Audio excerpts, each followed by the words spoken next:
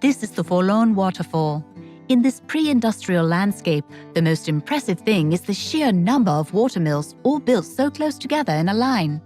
In addition, we can appreciate how they were built using dry stone walling without any cement or mortar.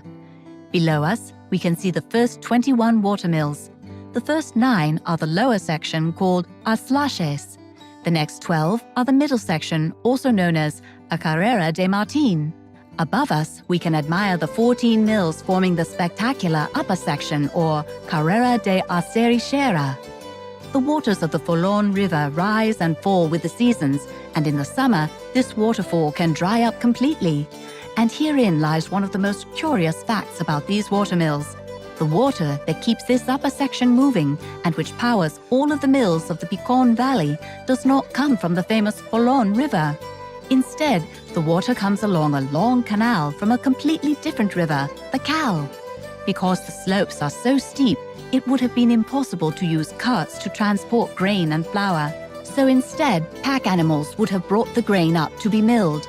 There are troughs for animal feed by many of the mills, and even some shelters for these animals to rest in.